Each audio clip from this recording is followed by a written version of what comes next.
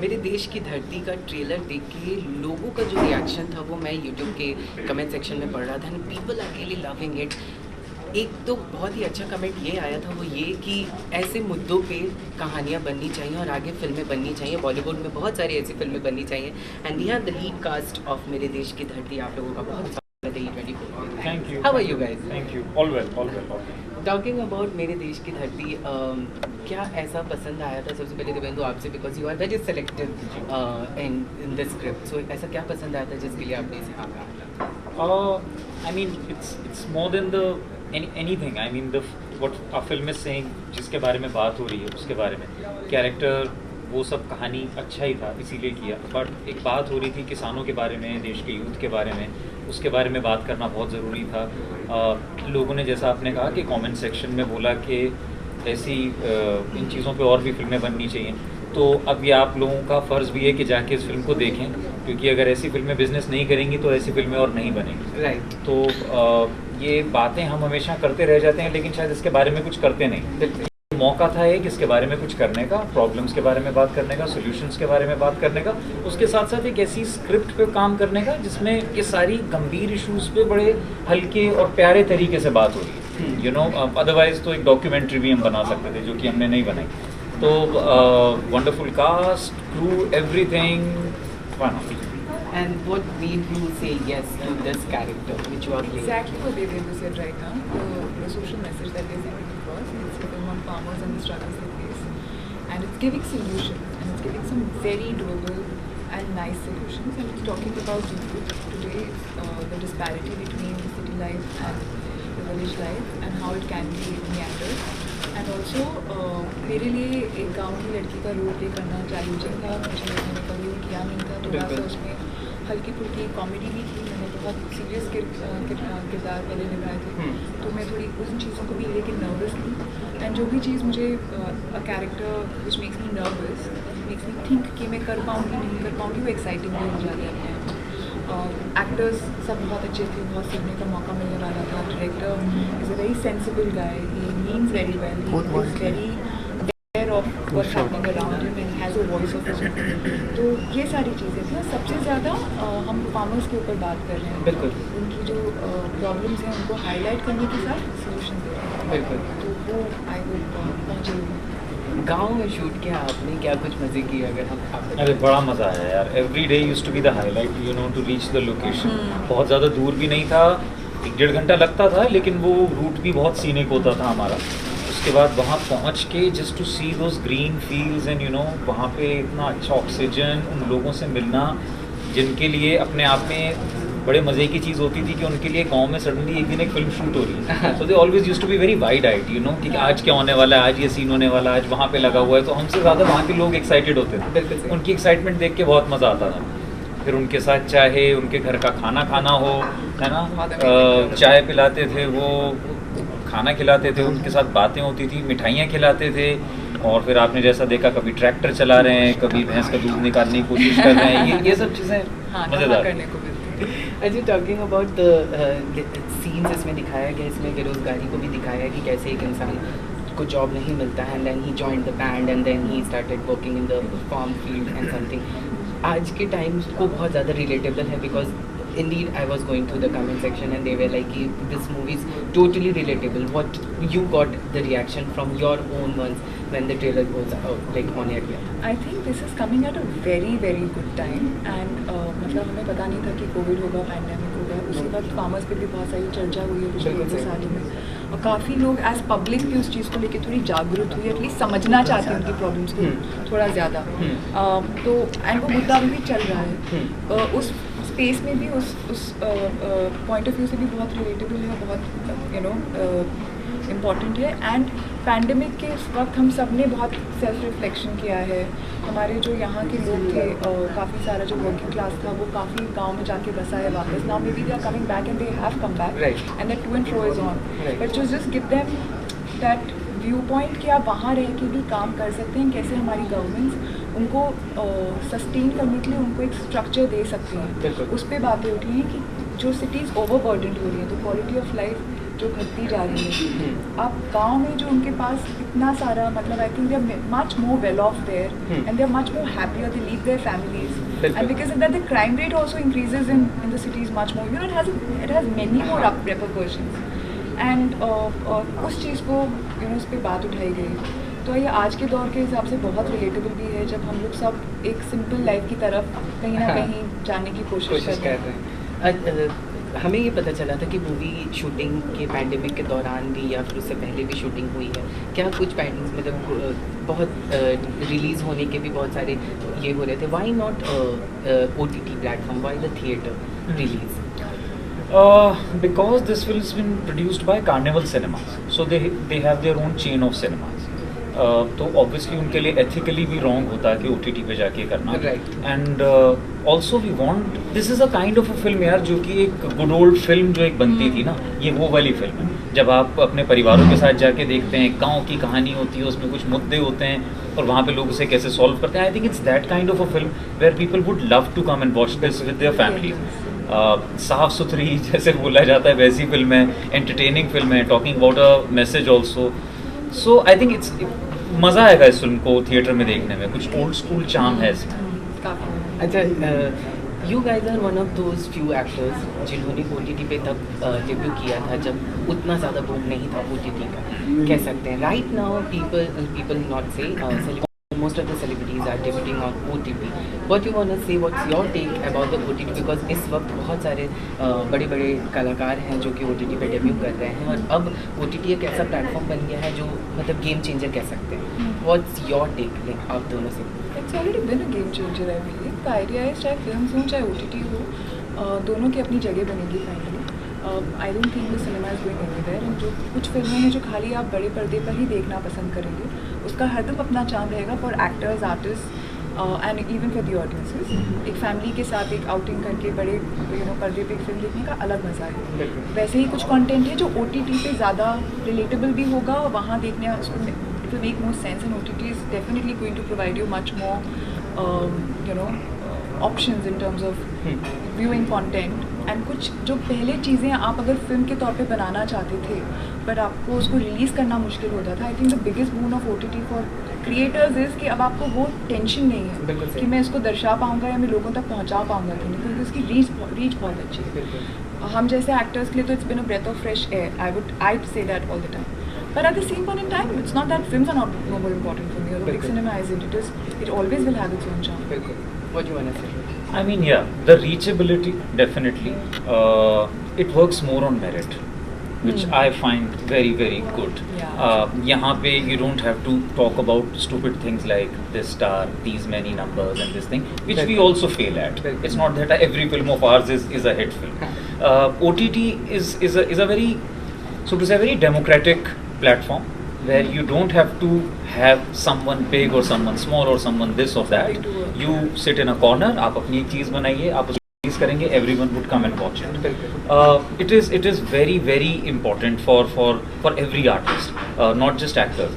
The best thing about OTT is that it's a writer's medium. And hence you see one show creator and several directors जो कि different वो episodes direct करते हैं। तो writers जब तक हमारे पास अच्छे नहीं होंगे सिनेमा आगे नहीं बढ़ेगा। OTT ने वो किया है।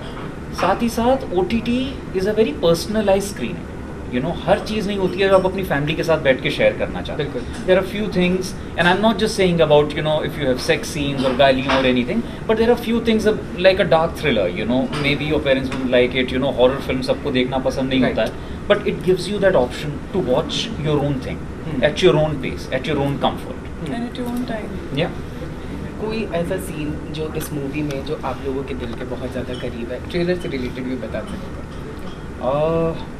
एक सीन है जो कि मंडी में है कि जब हमारी फसल तैयार हो जाती है किसानों के साथ और हम उसको लेके जाते हैं और वहाँ पे कैसे वो लोग जो हैं एक सर्टेन प्राइस पे उसको नहीं खरीद रहे। वहाँ पे जो एक उसी में मुझे बहुत अच्छा लगा था, जहाँ पे अभी तक इन लड़कों ने इनकी काफ़ी मदद करी है, लेकिन ये वहाँ पे कहते हैं कि नहीं, दिस इज़ द टाइम जब अब किसान को आगे आके अपनी बात खुद करनी हो।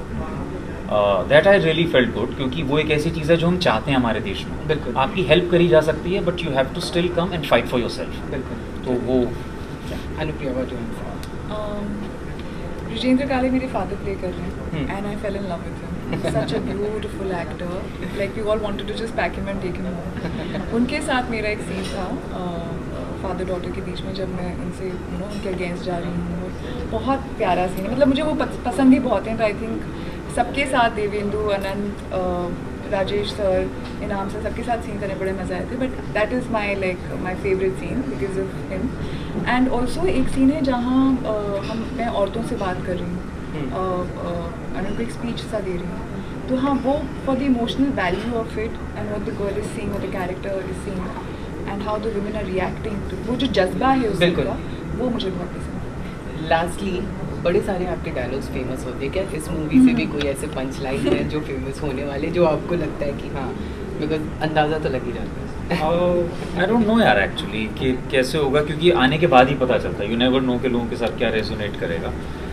बट आई थिंक एक डायलॉग है जो कि प्रोमो में भी है, जो कि ये बोलता है कि यार हमने लाइफ को बहुत सीरियसली ले लिया और लेना नहीं था इतना सीरियसली. आई थिंक हम सब वो ही करते हैं, बहुत ज़्यादा सीरियसली ले लेते हैं लाइफ को कि ये भी उतना लेने की ज़रूरत नहीं होती. Just that. बहुत शुक्रिया. कैसे हैं आप? बहुत बढ़िया. अनंत, एक बार फिर से कहें, आपका स्वागत है E24 पे. शुक्रिया थैंक यू. अच्छा, टॉकिंग अबाउट दिस मूवी, क्या ऐसा सब्जेक्ट इसमें पसंद आया जो आप लोगों ने इसके लिए हाँ कहा? पहले आपसे. Basically it's a cinema with a concern उन लोगों के लिए है जो हमारे घर में खाना पहुंचाते हैं, इस देश के किसान, जिनकी वजह से हम 2 वक्त का खाना खा सकते हैं. क्योंकि कितना भी डेवलप कर जाएँ हम लोग, मशीनों में गेहूँ नहीं उगा पाएंगे, हम लोग मशीनों में प्याज टमाटर नहीं उगा पाएंगे. तो अभी उसमें बहुत टाइम है. बिल्कुल. तो जो हमारे घर में खाना पहुंचाते हैं, बेसिक चीज़ें, ज़िंदा रहने के लिए जो चीज़ें पहुंचाते हैं, उनके कंसर्न से मुताल्लिक ये फिल्म है. और वो कंसर्न इसलिए भी बहुत ज़रूरी है कि आज की डेट में सिचुएशन ऐसे हो गए कि किसान का बच्चा किसान बनना नहीं चाहता. तो ऐसे हालात क्यों हुए हैं, उनके पीछे कारण क्या हैं, उनको कैसे रेक्टिफाई किया जा सकता है. अगर एक फिल्म के माध्यम से हम कुछ कह सकें और वो उसका कुछ % लोग भी उससे सीख के कुछ वो ले सके और इस देश में कुछ हमारा एक सिनेमा के माध्यम से कंट्रीब्यूशन हो सके, तो ये हमारी खुशकिस्मती है. How about you? नहीं, जैसा कि इनाम भाई ने कहा, एक तो ये बहुत ही अच्छे टॉपिक है, इसका मुद्दा बड़ा ज़रूरी है. और इसमें जिस तरह से यूथ जो 2 लड़के हैं, ये मैं और दिव्येंदु जो प्ले कर रहे हैं, तो वो कैसे अर्बन लड़के अपनी उन दिक्कतों को ये मानते हैं कि भाई यही सबसे बड़ा एंड ऑफ द वर्ल्ड हो गया है हमारे लिए, और कैसे उस निराशा के दौर में वो एक ऐसा डिसीजन ले रहे हैं जो कि गलत है, नेगेटिव है. इस तरह से निरुत्साहित नहीं होना चाहिए जीवन.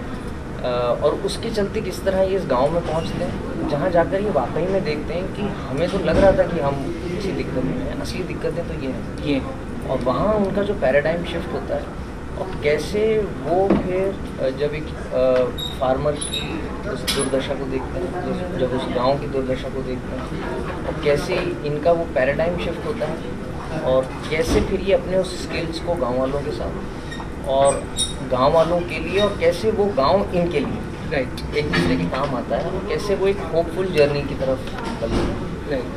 तो ये कहानी और ये इतनी मज़ेदार थी कि इसको ना करने का कोई वजह नहीं थी, क्योंकि इसमें ये इतनी गहरी बातें हो रही हैं, बिल्कुल, मगर वो बहुत एंटरटेनिंग तरीके से हो रही हैं. तो एक भारी बात को थोड़ा हल्के तरीके से कहा गया, भारी बात को बहुत भारी तरीके से नहीं कहा गया. तो वो उसका एक USP है, जिसका श्रेय मुझे लगता है फराज भाई को जाता है, जो हमारे राइटर हैं, डायरेक्टर हैं. तो उन्होंने बहुत अच्छे से कहानी लिखी है, बनाई है. और जब उन्होंने मुझे सुनाई थी तो पहली बार में सुनते ही मैं तो बड़ा खुश हो गया था, बल्कि I was feeling very fortunate कि इस तरह की फिल्म का हिस्सा बनने का मौका मिला. कमेंट सेक्शन के दौरान मैं पूरे ट्रेलर के कमेंट सेक्शन में मैं जब जा रहा था, तो लोग लिख रहे थे कि इस तरह के सब्जेक्ट भी मूवीज़ आनी चाहिए. बहुत सारे पॉजिटिव कमेंट्स में. आपको किस तरह के कमेंट्स आए? मुझे भी डेफिनेटली पॉजिटिव कमेंट ही आए हैं. और जब लोग आप पढ़ रहे हैं, आप खुद गवाह इस बात के, लोग लिख रहे हैं इस तरह की फिल्में चाहिए. एक्चुअली लोग बहुत वेलकमिंग हैं किसी भी तरह के सिनेमा को लेकर. ये हम लोगों ने क्रिएट किया हुआ है कि उन्हें ये चाहिए. Who are we to decide. जैसे मैं हमेशा एक बात बोलता हूँ कि मैं उस आदमी को ढूंढ रहा हूँ जिसने चिट्ठी लिख के भेजी थी कि हमको एंटरटेनमेंट चाहिए, जिसके नाम पे ये बोलते हैं कि ऑडियंस को एंटरटेनमेंट चाहिए. मुझे वो चिट्ठी देखनी है बेसिकली, जो भेजी गई होगी कभी कि हमको एंटरटेनमेंट चाहिए। हाँ। एंटरटेनमेंट देश के कोने कोने में जगह जगह भरा पड़ा है, सबको चाहिए, डेफिनेटली चाहिए। हर आदमी एक खुश ज़िंदगी जीना चाहता है, लेकिन क्योंकि हम एनिमल नहीं हैं, हम एक समाज का हिस्सा हैं, तो उस समाज के कंसर्न भी सबके हैं। और ऐसा नहीं है कि लोग नेग्लेक्ट करके बैठे हैं, लोग चाहते हैं उनको उनका हिस्सा बनना। आप एक छोटा सा एग्जांपल लीजिए कि आप कोई सड़क पे एक आदमी चलते चलते अचानक बाइक से गिर गया, तो आप भागते हैं ना उसको उठाने या बचाने के लिए। तो बेसिक इनहेरेंट ह्यूमन नेचर यही है, टू हेल्प और टू एड्रेस अदर्स कंसर्न। वो मेरा तो नहीं है ना, हम ऐसे कभी नहीं चाहते this is not my business, okay गिर गया तो गिरने दे, ऐसा नहीं होता। सो दैट में लोग ऐसे नहीं बोलना नहीं चाहते कि this is none of my business, किसान मर रहे तो मर रहे, ऐसा नहीं है। सिनेमा का पर्पज़ होना चाहिए कि उस कंसर्न को आगे तक ले जाए, और कुछ अगर सवाल उठा रहा है तो उसके जवाब भी ढूंढने की कोशिश की जाए। तो जो वापस coming back to the question कि ऑडियंस जो लिख रही है वो बिल्कुल सही लिख रही है। लोगों को चाहिए नई चीज़ और उनके कंसर्न से रिलेटेड चीज़ें, ये देने वालों की जिम्मेदारी है कि उस पैसे को, उन रिसोर्सेज को वेस्ट कर दे ताता थैया करके, या उससे कुछ बात कह दे और ताता थैया भी कर दे। बेरोजगारी पे है, जहाँ पे आप लोगों आपने एक ऐसा किरदार प्ले किया है जिसमें आप बेरोजगार हैं, हो गए हैं, and then you join some band and then you went to the village and something like that, जैसा मैंने देखा है। तो इस टाइम पे यही सिचुएशन चल भी रहा है because of the pandemic. Movie was also on hold and something like that, we got to know about it.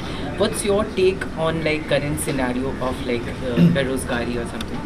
नहीं, आपको ट्रेलर देख के जो अंदाज़ा लग रहा है आप लगाइए, कहानी इस तरह की नहीं है। बेरोज़गार से ज़्यादा वो ये है कि जॉब अपॉर्चुनिटी जो मिलती है, हाँ, because you left the job, तो वो उसमें जिस तरह का स्ट्रगल होता है, तो बेरोज़गारी तो बहुत बड़ा मुद्दा है और वो आज का नहीं है, बहुत समय से चल रहा है। तो लेकिन ये दोनों ही लड़के जिस जॉब में हैं, उस जॉब में जो डिससेटिस्फैक्शन है, हाँ, उस जॉब में जो उनको दिक्कतें हो रही हैं, और उन दिक्कतों के चलते, और वो सिर्फ ऐसा नहीं है कि दिक्कत दिखाई है, उसको एड्रेस किया गया कि एक अगर इंजीनियर है कोई लड़का, तो उसको किस तरह की प्रॉब्लम्स आ रही हैं अपने जॉब करते हुए, तो वो है। और उसके बाद जब वो उनको लगता है कि यार ये तो डेड एंड आ गया, बिल्कुल, और हम लोग तो कुछ भी नहीं कर पा रहे, तो they take a lousy decision. बाकी बेरोज़गारी, किसान हत्या, आत्महत्या, और मतलब आपको सुसाइड्स का तो ये भी मालूम होगा कि स्कूल स्टूडेंट्स ने भी बहुत कमिट किए हैं, बिल्कुल सुसाइड। तो ये क्या है कि इस कहानी की जो संरचना है वो इस तरह की है कि सुसाइड हो गया, जॉब डिससेटिस्फैक्शन हो गया, किसानों की बात हो गई, ये सब ना बहुत अच्छे से उसमें संजो दिया गया है कहानी में। तो ये किसी सिर्फ एक मुद्दे की बात नहीं, वो ये है कि क्योंकि आपने एक समाज की उस हिस्से को उठाया है, उसमें सारी दिक्कतें इनहेरेंट हैं, लेकिन मेन बात ये है कि इतनी सारी दिक्कतें एक साथ होने के बावजूद भी निरुत्साहित नहीं होना, आपको होप का दामन नहीं छोड़ना है, और आपको प्रोग्रेसिव सोच रखकर अपनी खुद की मदद करनी है, और आपकी उस मदद में अगर समाज की भी मदद हो रही है तो इससे बड़ा कोई काम नहीं है। तो ये फिल्म उस बारे में, तो जब आप देखेंगे तो आपको मालूम चलेगा कि वो इन टोटलिटी बेसिकली गांव हो या शहर हो, एक लाइन में अगर मैं कहूँ कि बहुत सारी निराशाओं के बीच आशा की किरण तलाशने की कोशिश है। बिल्कुल सही। And talking about shooting in village, आप दोनों से है कि रहा आपने कितने ज़्यादा मज़े की, बिकॉज विलेज में बहुत अच्छा एंड लोकेशन बहुत ही अच्छा दिखाया है। नहीं, बहुत ही, बल्कि एग्जॉटिक लोकेशन से भी ज़्यादा एग्जॉटिक थी। एक तो हमारी वैन जो थी वो थोड़ा दूर थी, जहाँ पर हम शूट कर रहे थे, तो एकदम खेती खेत थे, तो जब आपकी वैन का दरवाज़ा खुलता है तो आपको खेती खेत दिखते हैं। और सुबह सुबह वहाँ गांव में जाना, क्योंकि ये रियल गांव में शूट हुआ है, सीहोर नाम का गांव है भोपाल के पास, वहाँ शूट किया, और बड़ा अचरज हुआ था मुझे देख के, इतना ज़्यादा साफ़ था वो वहाँ कि हमको ये लगा था कि ये सेट बनाया गया है, इतना साफ़ था वो। और हमको तो बल्कि ये लगने लगा था कि कहीं ऐसा ना हो कि शूटिंग हम लोगों की वजह से यहाँ गंदगी ना फैल रही हो। हाँ, वहाँ एक छोटा सा स्कूल भी था ग्राउंड में, वहाँ वो बच्चे पढ़ रहे थे और वो उनकी मास्टरनी जी थी वो पढ़ाती थी, तो पाठशाला, तो वो सब देख के और उधर रहकर कुछ करीबन हम 1 महीना थे वहाँ पर, सर्दियों में, तो इतना ज़्यादा मज़ेदार था वहाँ रहना, और एक्चुअली गांव में रहना, और वहाँ के जो लोग थे जितने वेलकमिंग थे, उनके साथ जो इंटरेक्शन, और गांव कई लोगों ने एक्ट भी किया है इसमें, और भोपाल के भी कई लोकल एक्टर्स ने एक्ट किया, तो वो ना 1 महीने के लिए ऐसा ही लग रहा था कि हम यहीं बिलोंग कर रहे हैं और we are part of this. और वाकई में किसी छोटे शहर जाने के बावजूद भी आप गांव का वैल्यू सिस्टम नहीं कैच कर सकते, उसके लिए आपको गांव ही जाना होगा। बिल्कुल। तो वो बहुत कमाल की एक जर्नी रही है उस गांव की, और वो आप जब फिल्म देखेंगे तो आपको मालूम चलेगा। और इस फिल्म के ज़रिए एक गांव में रहने का मौका मिला, जो कि मैं बड़ा सौभाग्यशाली समझता हूँ। अच्छा, डायलॉग्स भी आपने कई बार लिखे हैं एक आध मूवीज़ में, क्या जी। इसमें भी कुछ आपके डायलॉग्स हैं? मेरे कुछ नहीं है, इस फिल्म में पीयूष मिश्रा जी ने डायलॉग लिखे हैं और बहुत कमाल के सोच वाले लेखक हैं definitely. With due respect to him and with the concern with the director, I incorporated some of my input to my character which I always do.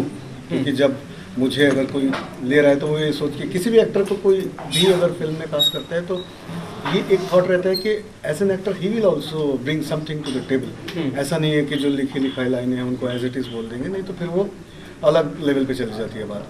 तो जब फिल्म की बात होती है, एक एक्टर सोचता है, एक डायरेक्टर सोचता है कि इस एक्टर को लेता है, उस एक्टर को, तो उसके दिमाग में ये चीज़ रहती है कि definitely he is going to contribute something as an actor, not as a writer. So whatever required for me to incorporate as a character, तो वो मैंने उतना ही कंट्रीब्यूशन किया। Just be it making the dialect of it और something, adding some punch line और something, because I obviously people say that I have a good sense of humor. I don't know, people are laughing. No, they're not laughing, so I don't have a good sense of humor. But I use that, and for the first time I'm doing comedy on screen, so I am a little bit nervous this time. So let's see and make it work. And then lastly, हम apart from मेरे देश की धरती, हम माई से related भी आपसे बात करना चाहेंगे। वो ये कि बहुत ही अच्छा फीडबैक है, एंड मैंने खुद देखा तो मैं तो रिवील करने लग गया था ड्यूरिंग द फर्स्ट इंटरव्यू। आपको किस तरह के फीडबैक मिले हैं? Because people have really loved your character which you played. नहीं, बहुत ज़्यादा खुशी हो रही है, माई को बहुत अच्छा रिएक्शन मिल रहा है, और जो किरदार मैंने प्ले किया है प्रशांत का, उसके लिए बड़ी बहुत तारीफ़ें आ रही हैं, उसके लिए मैं बहुत खुश हूँ, क्योंकि बड़ी मेहनत से काम किया था उसमें। और बड़ा थिन लाइन पे था वो कैरेक्टर, क्योंकि वो इस तरफ भी जा सकता था, उस तरफ भी जा सकता था, वो बैलेंस बनाते हुए चलना।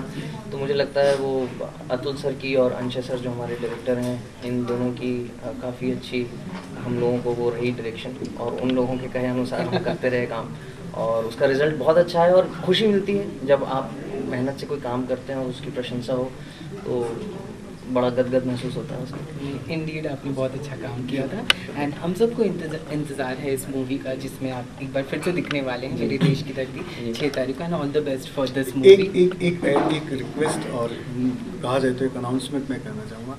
अभी क्योंकि पिछले काफ़ी टाइम से OTT का इतना बोलबाला रहा है कि एक काइंड ऑफ कंफ्यूजन क्रिएट भी हो गया लोगों को, कि जैसे मैं कुछ लोगों कि मेरी फिल्म रिलीज हो रही है, अच्छा कौन से प्लेटफॉर्म पे आ रही है। सो मैं आपके टीवी के माध्यम से बताना चाह रहा हूँ कि ये सिनेमा हॉल में आ रही है, और 6 मई को अपने नज़दीकी सिनेमा हॉल में जाके देखिए मेरे देश की धरती, आपको मज़ा आएगा, और प्यार चाहिए आपका, ज़रूरत है इस वक्त। और हम रुके हैं, हम रुके हैं, 2 साल रुके हमने, हैं, क्योंकि हम चाहते थे कि ये फिल्म सिनेमा सिनेमाघरों में ही लगे रिलीज हो जी, क्योंकि ये कम्युनिटी की फिल्म है, और कम्युनिटी व्यूइंग में ही इसमें आपको सबसे ज़्यादा मज़ा आएगा। Right. Thank you so much guys हमारे साथ बने रहने के लिए, and all the best for the movie. हम सब एक्साइटेड है बिकॉज ट्रेलर बहुत ही प्रॉमिसिंग था। Thank you so much. Thank you. Camera person Dilip और आनंदों के साथ नवीन सिंह भारद्वाज, E24 मुंबई।